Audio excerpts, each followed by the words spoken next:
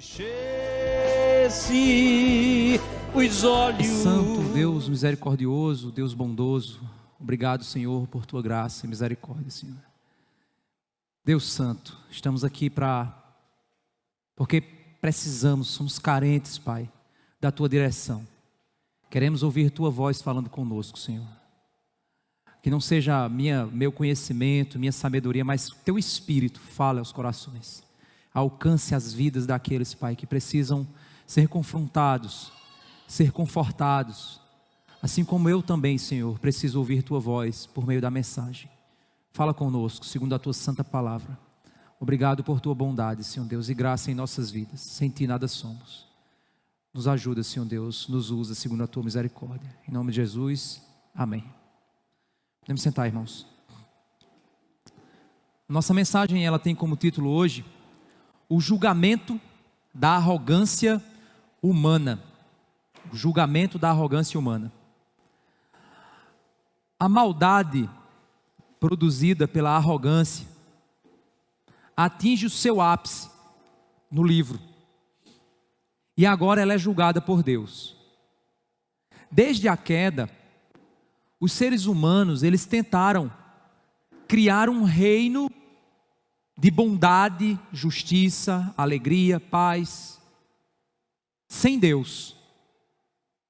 O homem é como uma planta que quer viver desconectada da terra. Quer viver sem precisar se alimentar dos nutrientes do solo. É o homem tentando ser feliz, tentando a alegria, desconectado do propósito, da vontade de Deus. E nós vemos então desde o início, desde Gênesis, quando o homem, Adão e Eva, caíram em pecado, eles então tiveram vários filhos e filhas. Mas o texto bíblico, ele vai narrar uma história, que é a história de Caim e Abel, onde basicamente você tem dois tipos de seres humanos, ambos trabalhando, tirando o seu sustento da terra, tirando o seu sustento do trabalho, mas ambos com motivos diferentes para aquilo que faziam, vivendo suas vidas sob motivações distintas. Abel, motivado pela adoração a Deus, movido pela obediência, pela alegria em oferecer ao Senhor o melhor de sua vida, seus anos, de seus esforços. Abel adora a Deus por meio do fruto do seu trabalho. Caim, no entanto, movido pela sua arrogância, pela sua autonomia, pela sua soberba, pelo desejo de fazer o que quer, ninguém manda em mim, eu faço o que eu quero, do que eu quiser, não quero saber de nada. Movido por isso, ele oferece a Deus o que ele acha que deveria oferecer, mas não oferece de fato o seu coração e sua adoração. O resultado disso é o ódio de Caim. E Caim, por não conseguir destruir Deus, Caim matou seu irmão. Porque o ódio de Caim era contra Deus e não contra o seu irmão. Pois Deus havia dito a ele: cuidado que o pecado está à porta, o pecado vai te dominar. Cuidado com isso, vai destruir tua vida. E foi assim que foi feito. Dois tipos de coração vivendo no mesmo mundo, sob a autoridade do mesmo Deus, mas com intenções e motivos de seu coração distintos.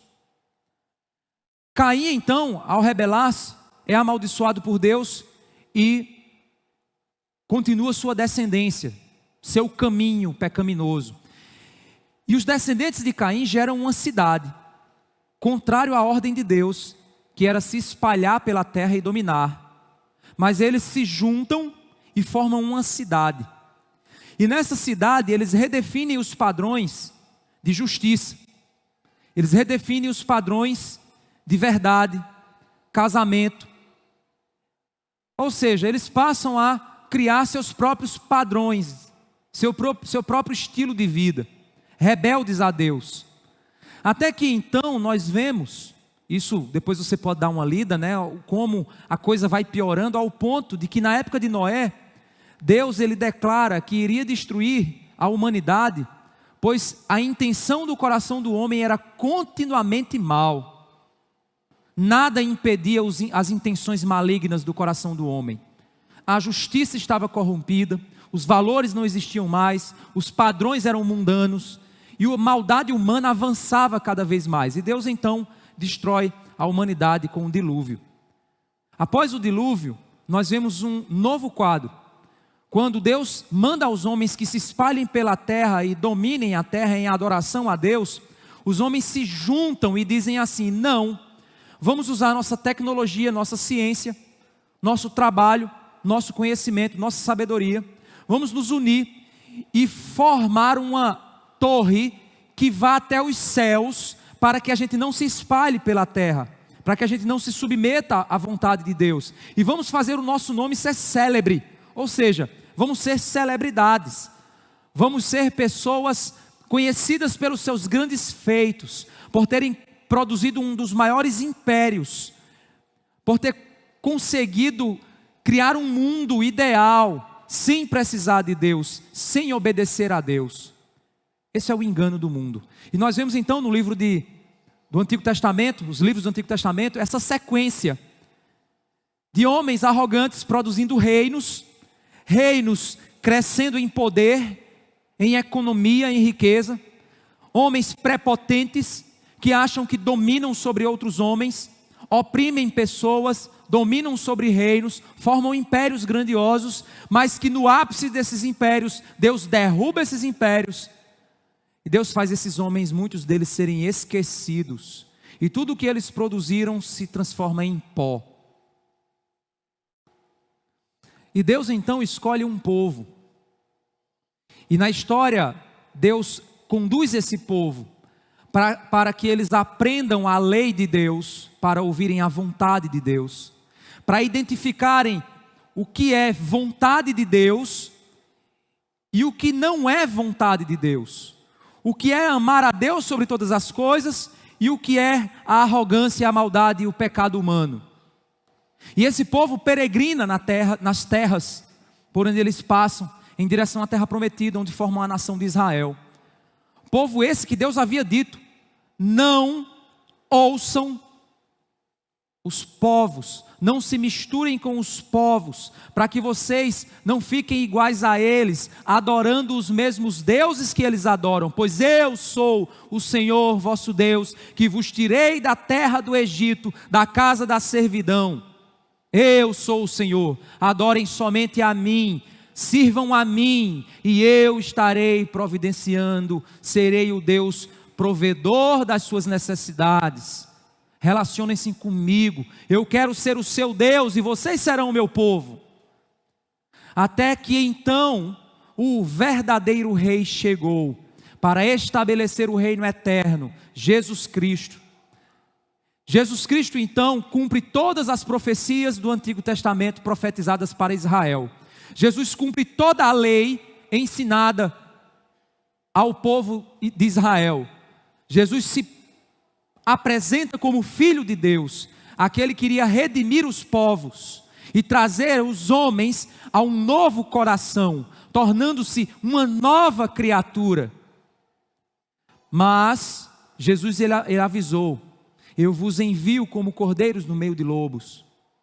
Vocês estão nesse mundo, mas não pertencem a esse mundo. Sejam sal da terra e luz do mundo, mas não sejam um sal insípido, pois se um sal não tem o poder de salgar, ele não presta para nada, ele se transforma apenas em areia para ser pisada pelos homens.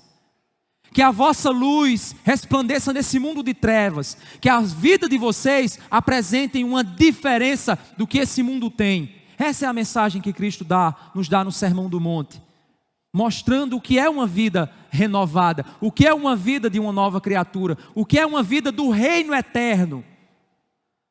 Mas ao mesmo tempo ele disse: vocês serão perseguidos, vocês serão mortos, pois eu fui perseguido, eu fui morto, porque eu apontei o caminho da verdade. Vocês serão perseguidos também por apontarem o caminho da verdade. E nós vemos então, irmãos, que depois de toda essa sequência, a humanidade passando por reinos e mais reinos, Poderosos se levantam, poderosos caem, novos poderosos se levantam. Nós vemos o mundo de então, agora que não tem mais reinos, tem países. Não tem mais reis, tem presidentes, ditadores, líderes mundiais. Tem uma estruturação diferente, novos impérios, baseados na economia, nas grandes empresas, nos poderes econômicos e militares. Nós temos agora um novo império se formando, novos imperadores surgindo. E é no ápice desse movimento de formação desse gigantesco império humano, que mais uma vez, como no Império Romano surgiu, e o Império Romano dominou sobre outras nações, dominou a economia, dominou o pensamento, dominou a religião.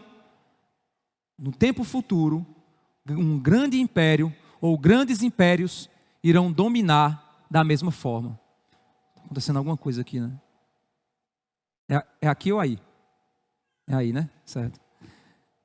Oi, oi. Então, grandes impérios, assim como dominaram, irão dominar. Dominarão sobre a economia, como já foi dominado, já se dominou.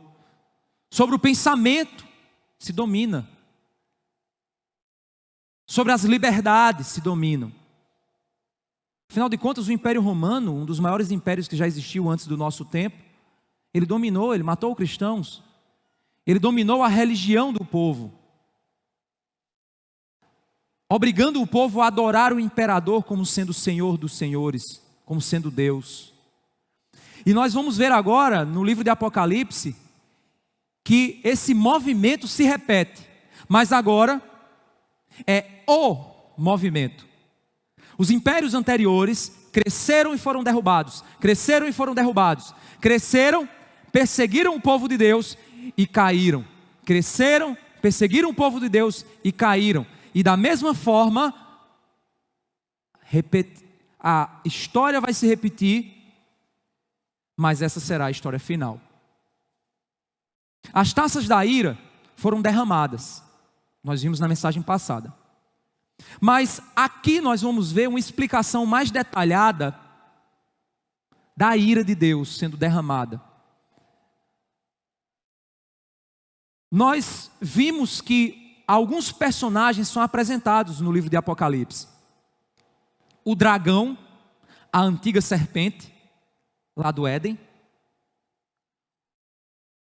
Quando a antiga serpente, lá do Éden, enganou Adão e Eva, levando-os à queda, Deus prometeu a semente da mulher que pisaria na cabeça da serpente, o fruto de Deus, o fruto, o Filho de Deus.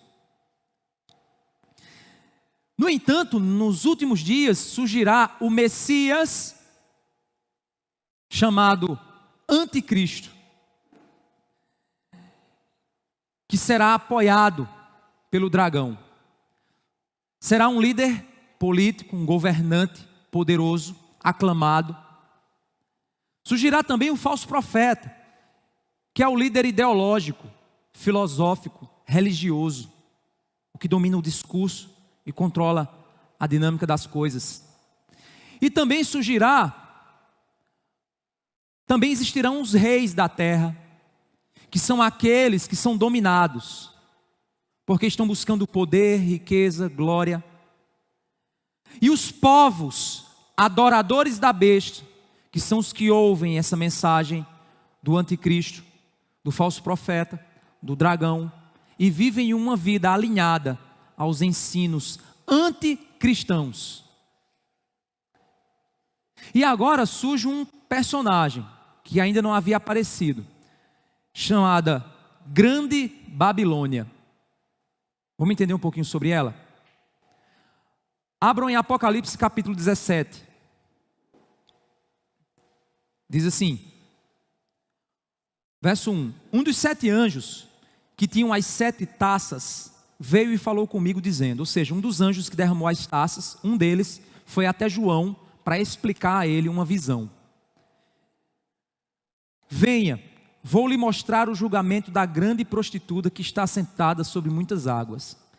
ele então chama João para mostrar a visão de como as taças elas são derramadas, as 7 taças, sendo que uma dessas taças é o julgamento da grande prostituta, que foi descrito no capítulo anterior de maneira breve, mas agora ele vai detalhar como isso aconteceu, como isso acontecerá. E nessa descrição ele diz: olha, eu vou te mostrar o julgamento da grande prostituta, que está assentada sobre muitas águas. Mais à frente ele vai dizer que as muitas águas a qual a prostituta está sentada significa os muitos povos, nações e línguas que se submeterão, ou que receberão, ou que incentivarão a grande prostituta, a grande Babilônia. O verso 2 diz: os reis da terra se prostituíram com ela, e os que habitam na terra se embriagaram com o vinho da sua prostituição. Os reis se prostituem com ela, ou seja, ela é a prostituta dos reis. E o povo não se prostitui com ela, mas bebe do vinho da prostituição dela. Ou seja, o vinho é subproduto do que ela faz. E o vinho é aquilo que será oferecido ao povo, ou seja, enquanto os reis se prostituem com ela, se relacionam fisicamente com ela, ela produzirá vinho, e esse vinho será oferecido ao povo, ou seja, é o produto que ela oferece aos povos. E ela então será julgada. Quando ela é chamada de prostituta e que os reis se prostituem, isso mostra a seguinte ideia: a ideia de participar dos prazeres pecaminosos propostos pela prostituta. Nas escrituras, a ideia de prostituição sempre está atrelada a um relacionamento profundo com alguém. Porque um relacionamento de amizade com um ímpio não possui tanta profundidade quanto um relacionamento sexual. Porque o relacionamento sexual possui uma conotação de intimidade e uma conotação de profundidade. A prostituição, então, ela é marcada nas Escrituras como um símbolo de relacionamento íntimo, onde o prazer é oferecido sem compromisso algum, em nome de valores. Valores como beleza, ostentação, luxo, poder, dinheiro, prazer sem compromisso real, provar daquilo que é prazeroso, mas que não é santo, justo e bom. Todos que se entregam ao erro, todos que se entregam ao pecado, estão se prostituindo, espiritualmente falando, dentro de uma linguagem simbólica. Entenda isso, uma linguagem simbólica. Com aqueles que estão oferecendo esse caminho. Ou seja, é como se eles estão deixando o seu noivo, o seu esposo, o esposo para o qual eles foram criados para se relacionar, e estão se relacionando com algo fora do relacionamento verdadeiro, sincero e real.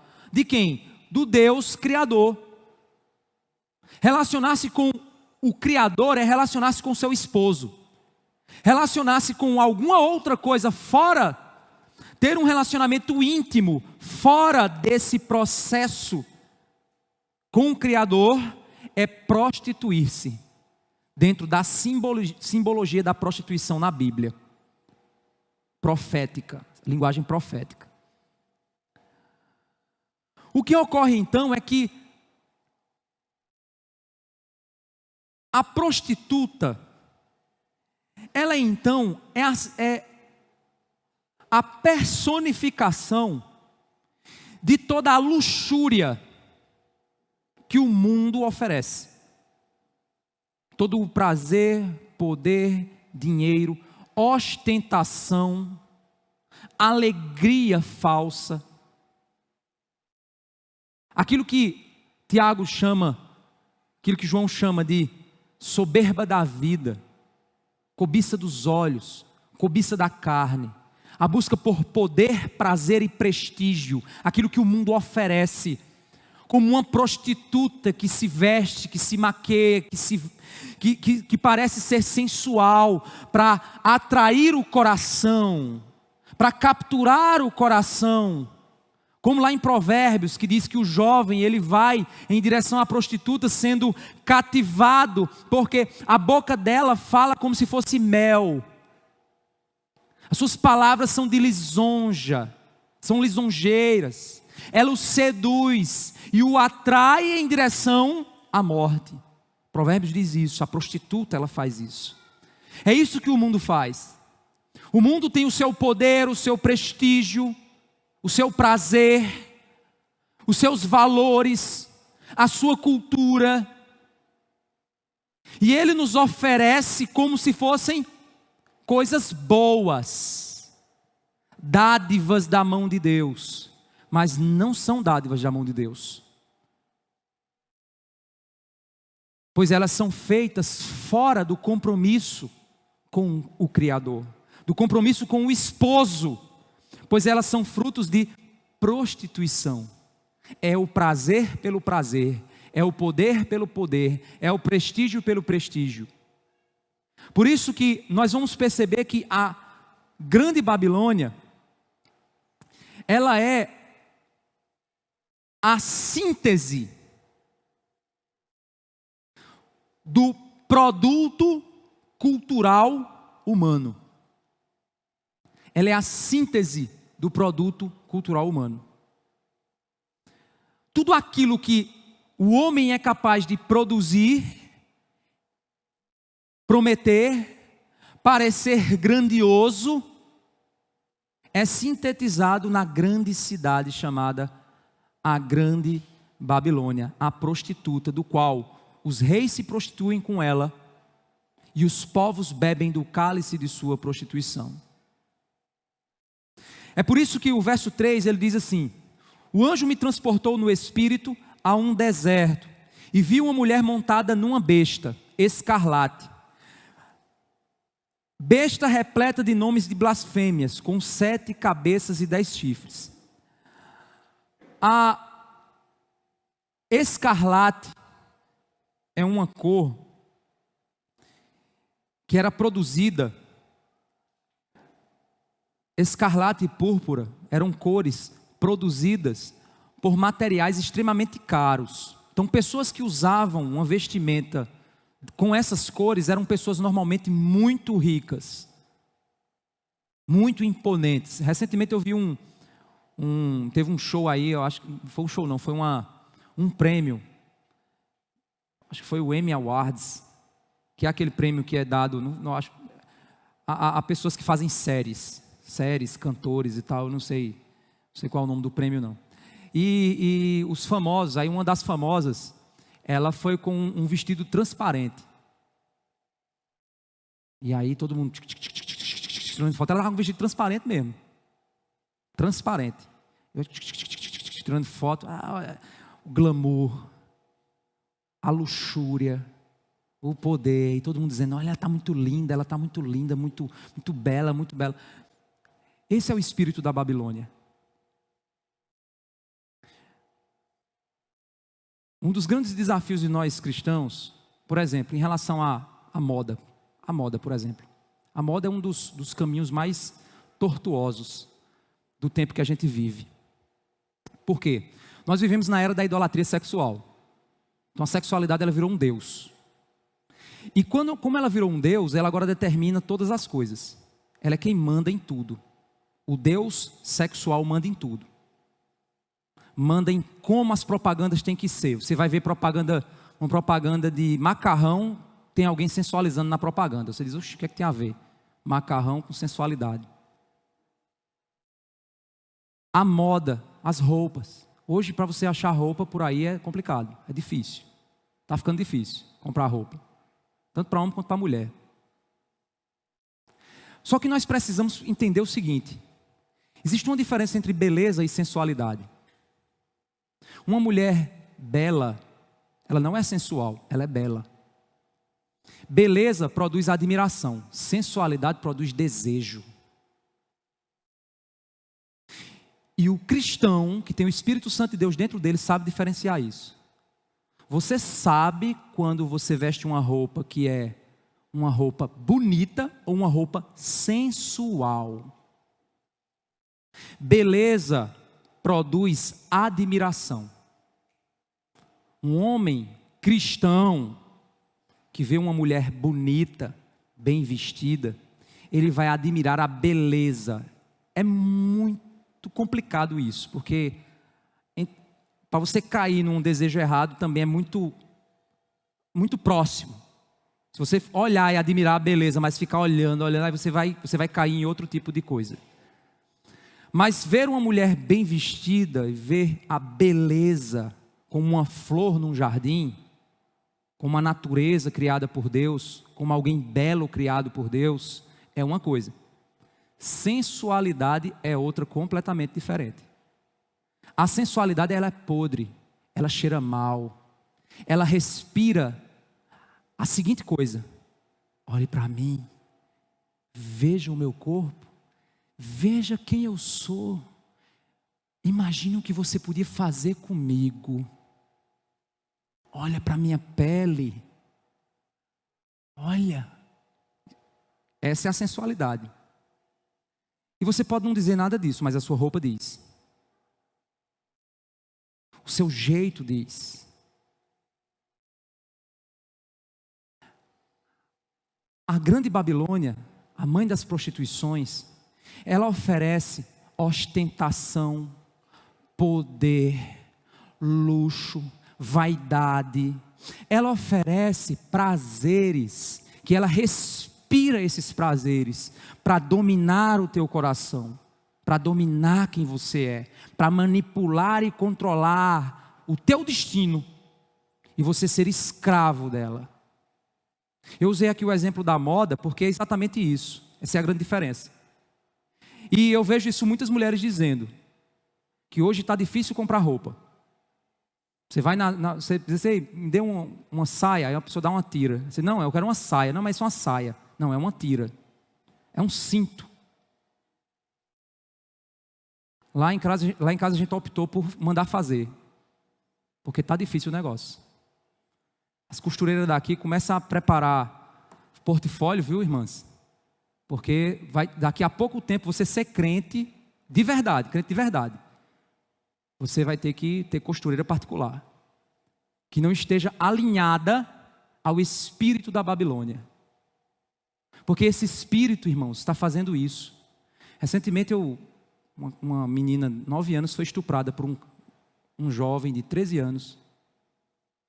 Você diz, eu com 13 anos estava jogando Pokémon.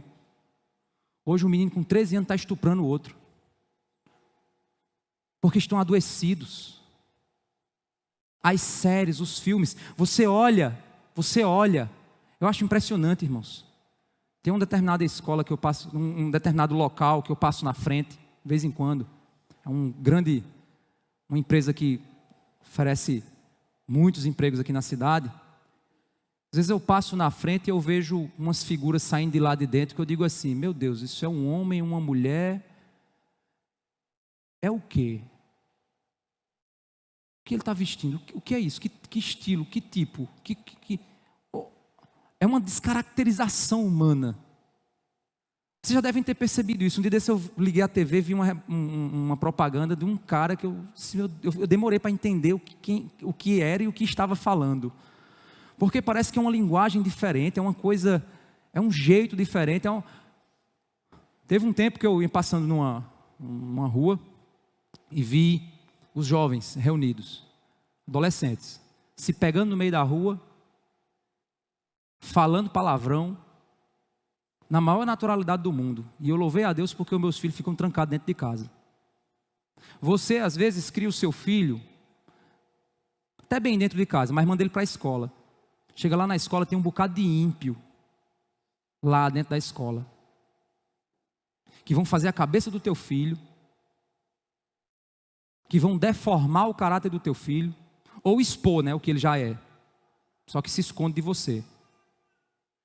E aí tem pais que de uma hora para outra eu não conhecia esse. É porque ele sempre soube disfarçar. mas no mundo ele estava se alimentando pela cultura mundana, deixando o coração ser cativado, iludido pelas ilusões desse mundo, pelos prazeres da grande Babilônia, pelas ilusões. Você pega sua filha jovem ou seu filho jovem, você entrega isso aqui na mão dele. Deixa eu dar um recado para você, eu não mando em ninguém aqui não, pelo amor de Deus, eu quero dar um conselho. Não entregue isso para o seu filho sem supervisão não. Porque o cálice da prostituta está aqui. E o teu filho pode estar bebendo dessa prostituição e você não sabe. Que tipo de filme teu filho assiste? Que tipo de série está influenciando a cabeça dele? Que tipo de padrão ele quer para se vestir, para falar, para pensar? Quem ele de fato é? O coração dele está sendo incentivado pelo quê? Eu falei hoje no primeiro culto, vou usar o mesmo exemplo aqui. Índices de depressão e suicídio entre adolescentes, a maior causa, já existem pesquisas que comprovam isso, é redes sociais. Você pega sua filha, adolescente, entrega esse lixo aqui na mão dela. Dá um Instagram para ela. Aí sua filha começa. Aí vem um adolescente tarado de 13 anos e diz assim: opa, gatinha.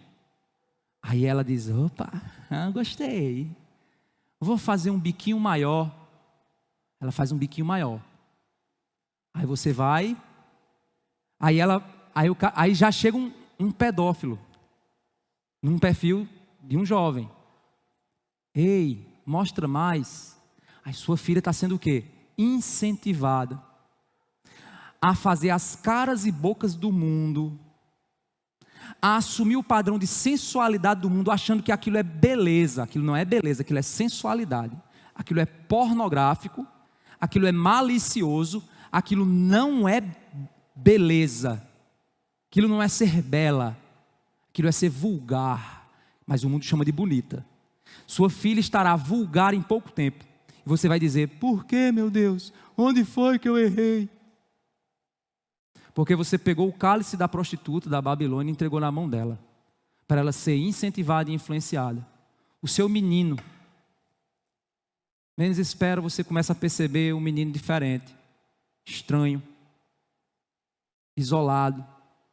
E aí você começa a dizer: meu filho, o que é que está havendo? Menos espera, você descobre que ele está consumindo todo tipo de esgoto sujo. E ele não consegue mais desenvolver um relacionamento para olhar para uma outra menina com um olhar saudável. Porque toda vez que ele olha para uma menina, ele pensa que aquela menina é o lixo que ele viu aqui. E você destruiu a mente do seu adolescente. A quantidade de distúrbios que esse jovem vai ter na área sexual pelo resto da sua vida não é brincadeira. E foi você que pegou a Babilônia e trouxe para dentro da sua casa. Precisamos abrir os nossos olhos. É por isso que quando ele diz, no verso 4, a mulher estava vestida de púrpura e de escarlate, enfeitada com ouro, pedras preciosas, pérolas, tendo na mão um cálice de ouro. Ela estava bem vestida, luxuosa, empoderada. Ela estava naquela pose de... Esqueci a palavra. Ela estava incentivando, é outra palavra, mas depois eu lembro. Seduzindo. Naquela pose de sedução. Vestida com as roupas mais caras. Enfeitada com ouro. Pedras preciosas, pérolas, tudo que significa riqueza, tendo na mão um cálice de ouro. E o que é que tinha no cálice dela? Transbordante de abominações e das imundícias da sua prostituição. Na sua testa estava escrito um nome, um mistério: Babilônia, a grande, a mãe das prostitutas e das abominações da terra. Ela significa o somatório de toda a maldade possível concebida pelas ideias humanas, pela cultura humana, pelas perversões humanas, pela arrogância humana, pelo poder, pela busca. E porque ela está sentada sobre a besta. A besta é o anticristo.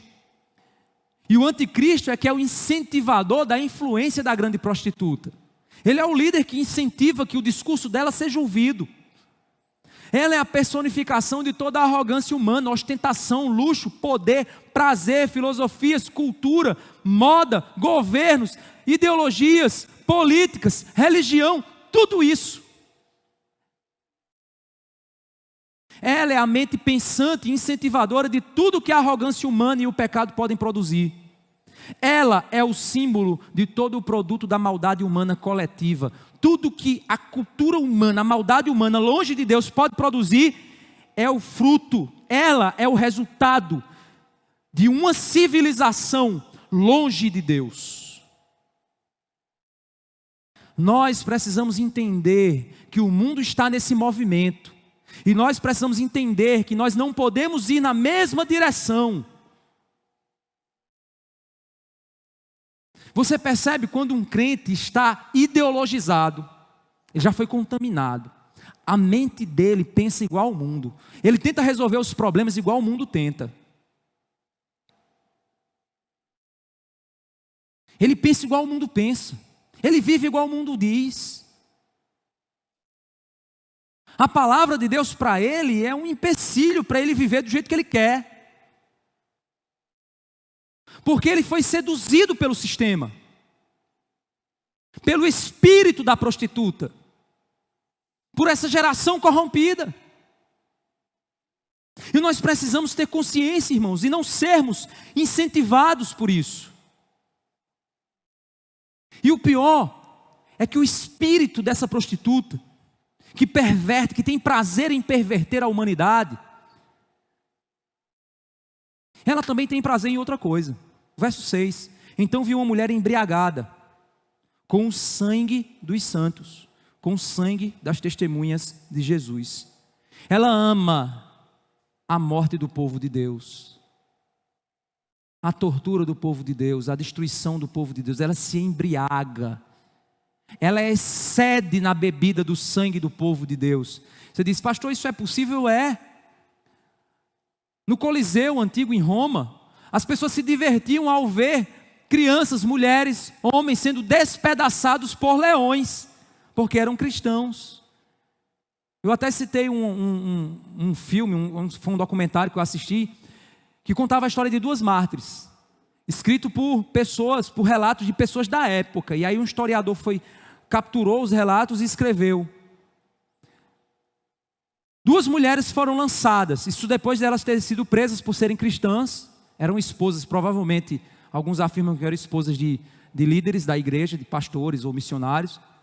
Eles haviam sido mortos, elas foram presas, eram violentadas pelo exército. Depois disso, elas foram levadas para dentro do Coliseu. Uma delas, inclusive, tinha um bebê. E o relato diz que no momento em que o leão avançou sobre elas, ela tentou proteger o bebê, o leão pegou e puxou o bebê. Quando o leão puxou o bebê, os seios dela saltaram leite, porque a criança estava amamentando, e as pessoas gritaram e comemoraram. E depois o leão acabou com as duas mulheres, e as pessoas comemoravam, se alegravam com aquilo, sentiam um prazer naquilo que acontecia. Cristãos foram amarrados em estacas, passado piche, tocado fogo, vivos, foram colocados em praças públicas, para queimar até a morte, vivos. E as pessoas passavam e faziam pouco caso, e comemoravam a derrota daqueles ali. Não se engane, o mundo não ama você. O mundo quer te usar, abusar e te jogar fora. Não se engane, esses seus amigos do mundo não amam você. Porque o problema deles é com o teu Deus. Na primeira oportunidade eles vão te trair. Eles vão te deixar. Então não se engane. Não se iluda. Porque o prazer do espírito da Babilônia que habita nesse mundo, da grande prostituta, é a destruição do povo de Deus. Todo mundo comete crime, mas um pastor comete um crime. Qual é o título da matéria? Pastor evangélico comete tarará, tarará, tarará. Peraí, todo mundo comete, o advogado não comete, policial não comete, engenheiro não comete crime? Porque o mundo tem prazer no escândalo, tem prazer em provar que a tua fé é uma mentira, é falsa, tem prazer na tua queda, na tua derrota. Então não se iluda. Não se iluda que você vai ser aplaudido por esse mundo. Se você for crente de verdade, você não vai ser aplaudido por esse mundo. Nunca você vai ser aplaudido por esse mundo. E diante daquele poderio, daquele luxo, daquela ostentação da grande prostituta, diante daquilo e do fato de ela poderosamente se deleitar no sangue do povo de Deus, João, o texto diz que quando vi, no verso 6, no final, admirei-me com grande espanto. Ele viu aquilo e ficou espantado, ficou admirado. Meu Deus, olha o poder, olha a ostentação, olha a grandeza, olha o que ela faz com o povo de Deus. O anjo, porém, me disse no verso 7, por que você ficou admirado? Vou lhe explicar o mistério da mulher e da besta que tem as 7 cabeças e os 10 chifres, e que leva a mulher. Ele está dizendo, por que você ficou admirado? Deixa eu te explicar o que vai acontecer. Verso 8, a besta que você viu era e não é mais. Deus, ele é chamado como aquele que é, que era e que há de vir, o Todo-Poderoso. A besta é descrito como aquela que era e não é mais, porque o poder dela é temporário. A ostentação dela é falsa. O maior engano do mundo é você achar que se você ganhar na loteria, você vai viver bem. É o maior engano. Foi feito um tempo desse um documentário sobre os ganhadores das últimas, os grandes prêmios da loteria. Vai olhar a vida dos caras como é que está. Até a mulher, o cara tinha deficiência física, né? Até a mulher mandou matar ele. Para ficar com dinheiro, depois nem ficou ela, nem ele, o dinheiro não ficou com ninguém. Aí você fica na ilusão, como o mundo disse, se você ganhar, você vai ficar uma vida, vai não, é um engano, é o engodo desse mundo, de que dinheiro vai trazer alegria para você, é o engano, que eu vou aumentar meu salário, vou viver melhor, mentira, é um engano isso. Eu conheci pessoas que tinham um salário de 50 mil reais, o cara vivia na Pindaíba. Você diz, meu Deus do céu, onde é que o cara bota tanto dinheiro? Você não imagina o que é que Deus permite que você encontre no meio do seu caminho para usar seu dinheiro. É um engano, gente.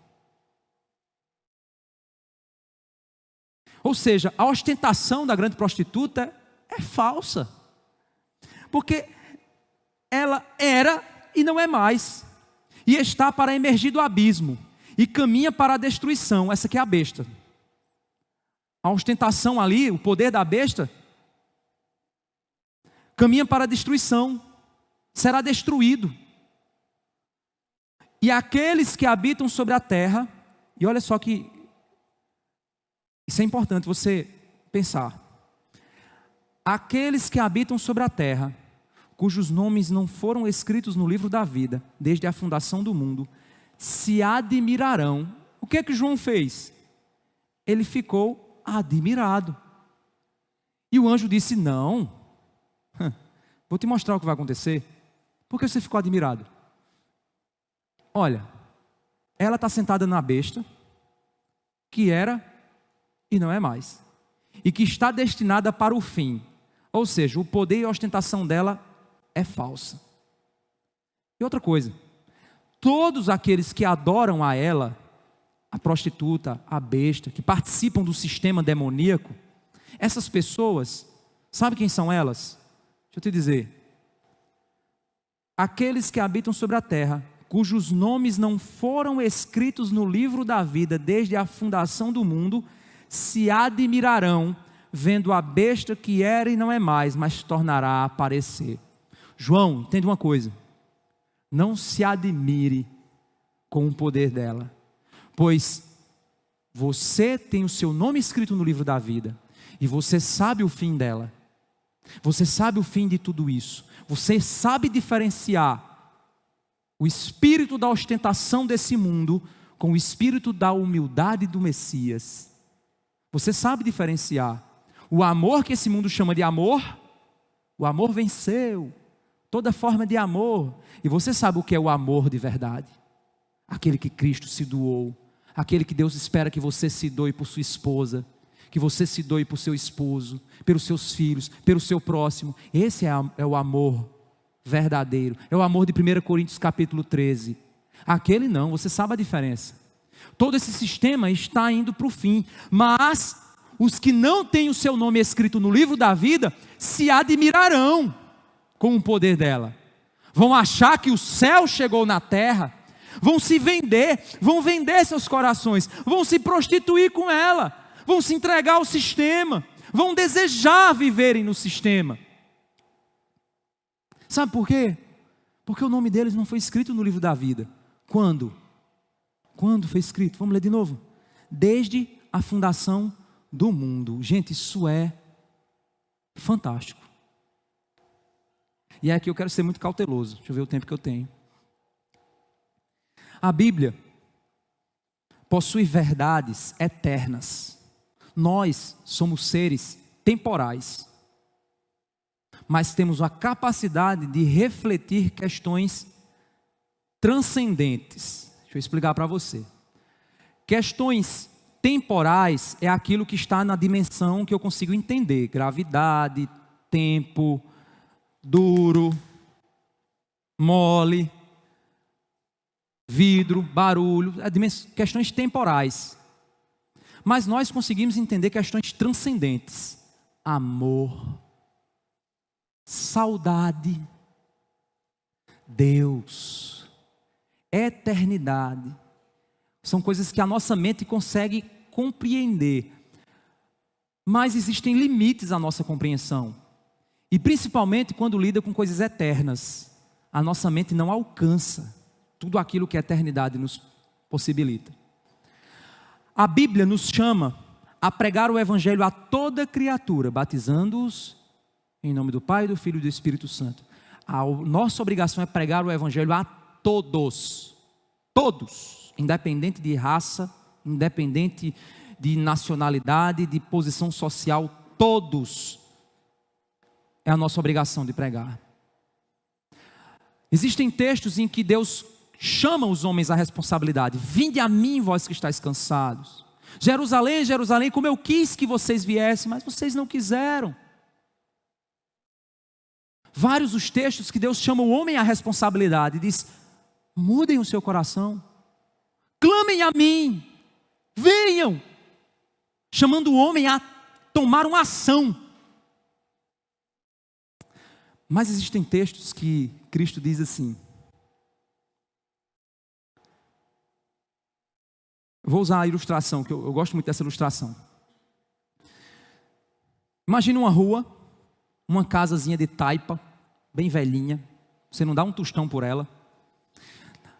Na parede de cima da casa está escrito assim: vinde a mim, vós que estáis cansados e sobrecarregados, e eu vos aliviarei. Tomai sobre vós o meu jugo, e aprendei de mim, que sou manso e humilde de coração, e vocês acharão descanso para as vossas almas. Do outro lado tem mansões, dinheiro, farra, festança, medicina, tecnologia, política, cada uma prometendo uma coisa muito poderosa para te trazer alegria. As pessoas passam pela rua e olham para a casinha de taipa e faz assim, né? Não dou um tostão por isso, vale nada, vou para lá. Só que tem pessoas que elas passam e por uma razão eterna, que a Bíblia chama de beneplácito da vontade de Deus, essas pessoas leem aquela mensagem, e aquela mensagem entra como uma faca no coração dela. no profundo da alma dela.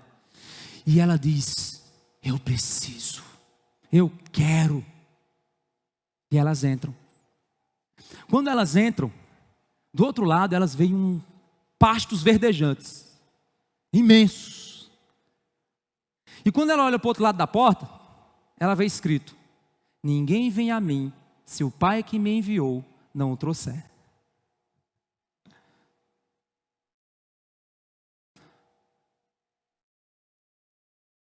Você vai perceber que o seu nome está escrito no livro da vida quando a mensagem do Evangelho fraquejar tuas pernas e te fazer cair de joelho na presença de Deus. Se a mensagem do Evangelho tira as tuas forças, o teu nome está escrito no livro da vida. Se a mensagem do Evangelho produz em você o desejo da corça que anseia por águas, assim anseia por ti, ó Deus, a minha alma.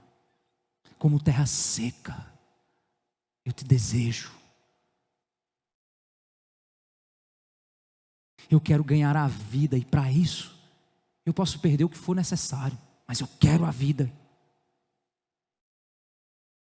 Se essa mensagem mexe com você, ecoa no teu coração, teu nome está escrito no livro da vida. Se essa mensagem ainda não está mexendo com você,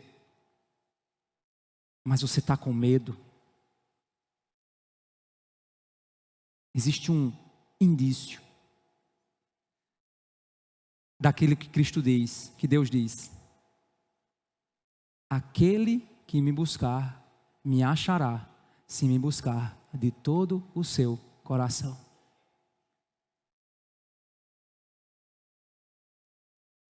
O texto ele é claro quando nos diz que aqueles que não cairão no engano da grande prostituta e se admirarão com a grandeza da riqueza dela, com a ostentação do luxo, do poder, do prazer desse mundo.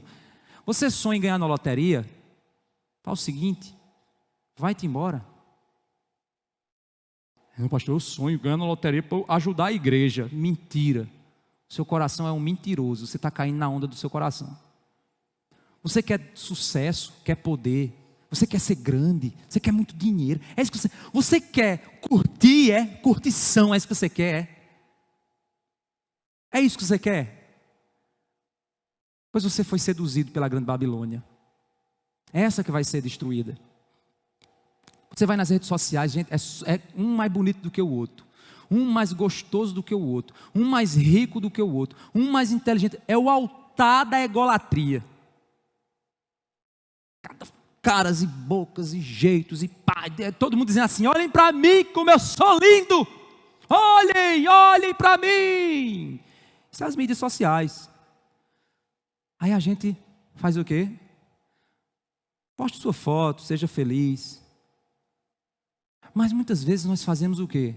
A mesma coisa que o mundo está fazendo. Olhem para mim, vejam como eu sou lindo, poderoso, bonito. É isso que eu quero. Eu quero ser isso. Eu quero ser visto como alguém poderoso. É isso que eu quero. Sabe por que você quer isso? Porque o mundo te ensinou que é isso que você precisa para se sentir bem. Mas não é isso que você precisa para se sentir bem. Eu já preguei sobre isso aqui algumas vezes. Meu querido irmão, achar a nossa identidade em Cristo é a coisa mais libertadora da nossa vida. Meus irmãos, o meu nome está escrito no livro da vida e eu não preciso fazer nada além para garantir que meu nome está lá. Eu não preciso me matar, me acabar, carregar um peso, não preciso. Pastor, mas por que você busca? Porque eu já ganhei. É diferente. Eu não luto para ganhar. Eu vivo porque já ganhei. Nele nós nos encontramos, irmãos. Ele é a nossa identidade.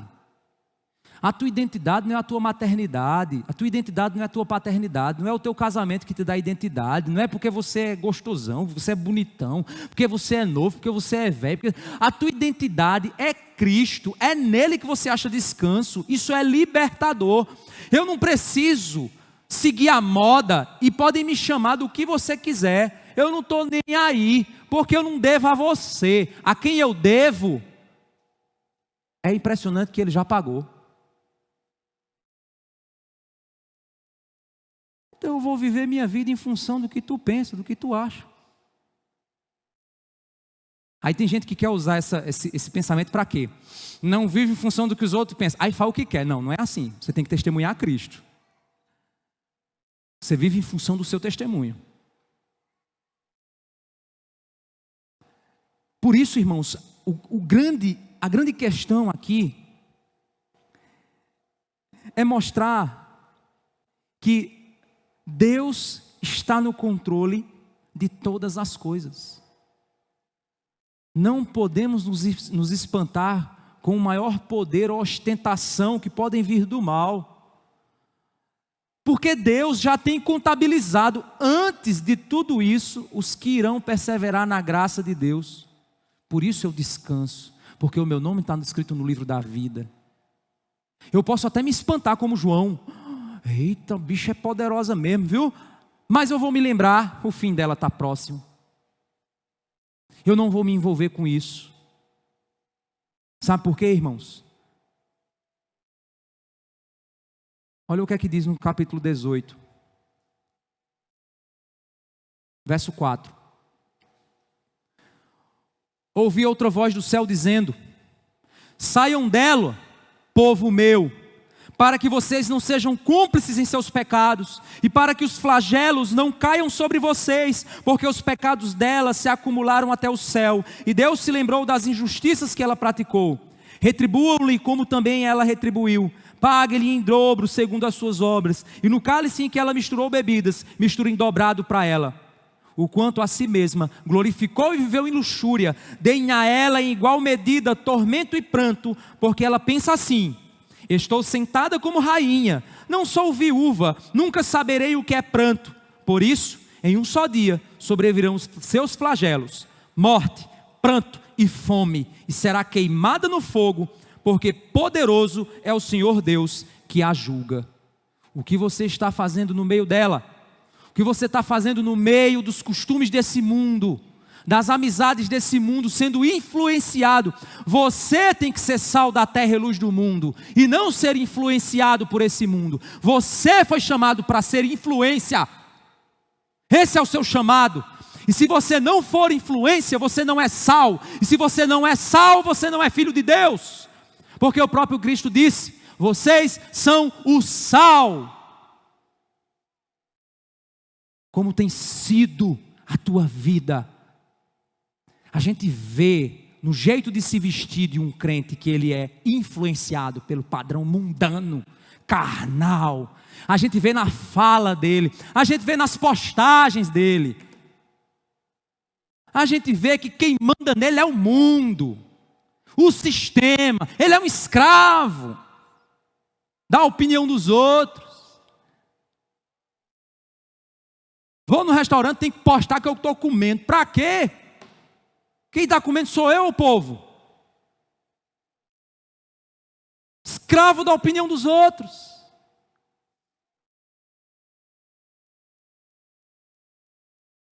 Nós precisamos entender que somos livres em Cristo.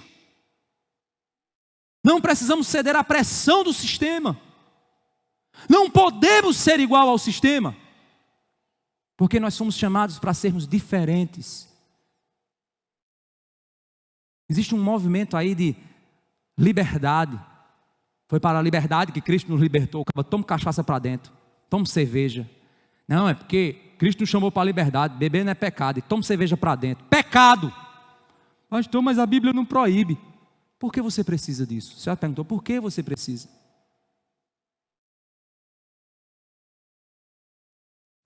O apóstolo Paulo, ele diz o seguinte: se comer carne escandaliza meu irmão, nunca mais comerei carne.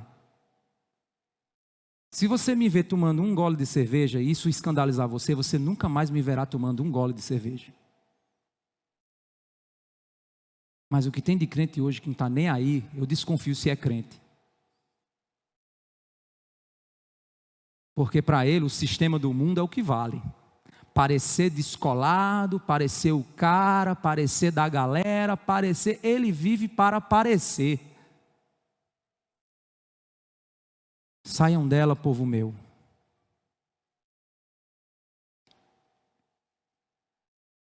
João ele vai explicar aqui o que são os detalhes. No verso 9.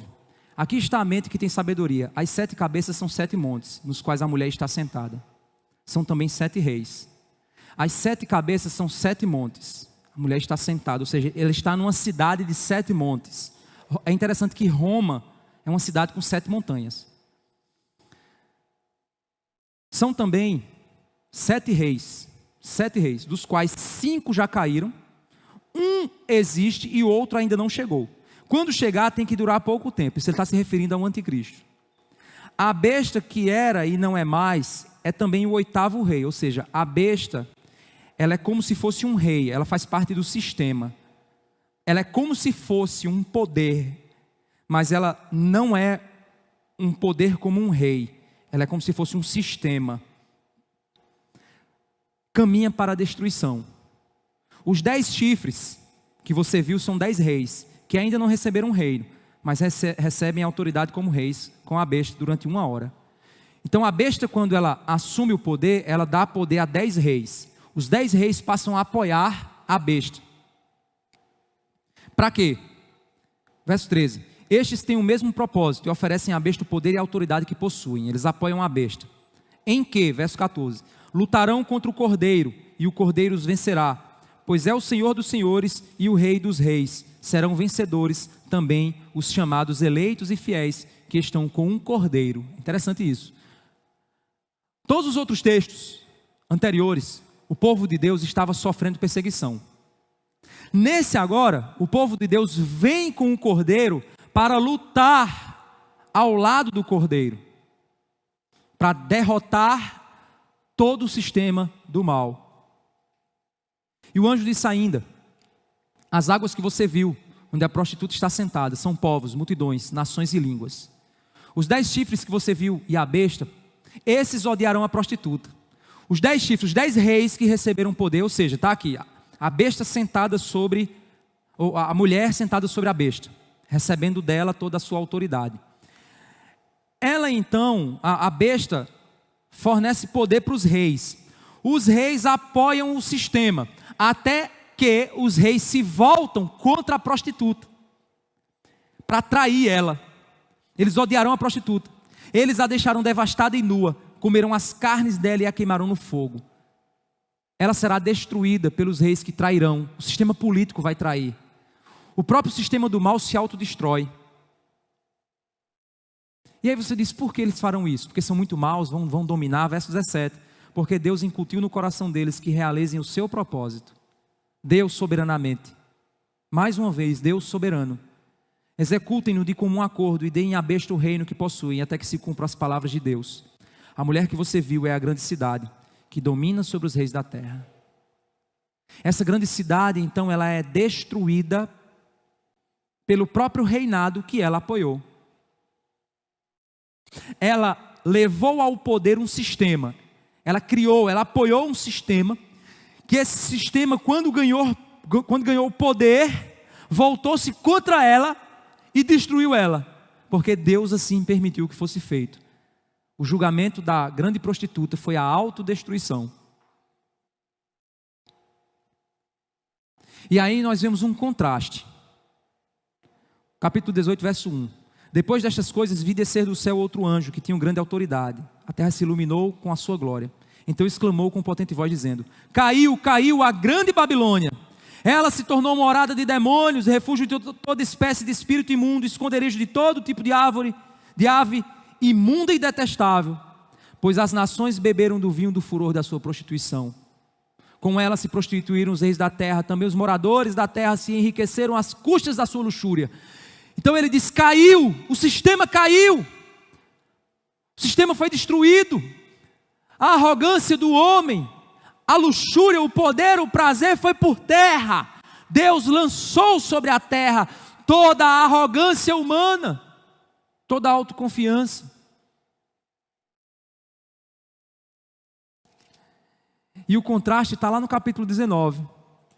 No capítulo 18, quando ele diz, depois destas coisas, no capítulo 19 ele diz, depois destas coisas, repete o mesmo início.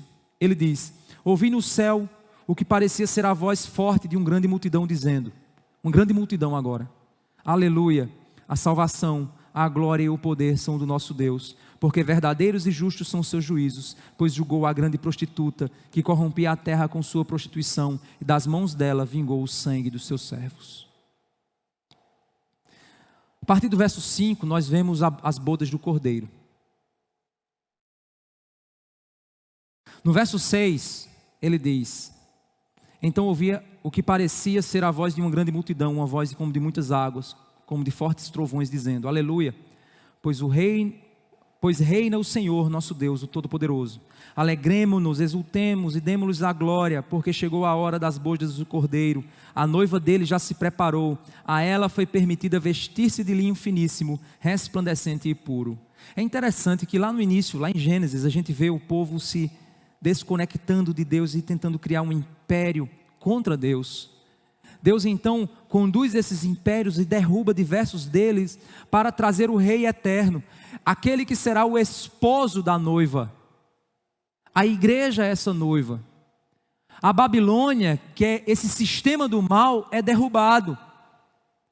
E a noiva do Cordeiro se ergue, que somos nós, o povo de Deus, que tem os nomes escritos no livro da vida.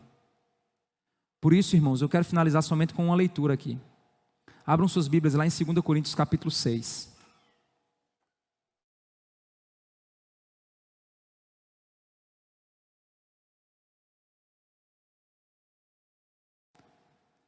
Segundo Coríntios capítulo 6, verso 14, diz assim, não se ponham em julgo desigual com os descrentes, pois que sociedade pode haver entre a justiça e a iniquidade, ou que comunhão existe entre a luz e as trevas, que harmonia pode haver entre Cristo e o maligno, ou que união existe entre o crente e o descrente.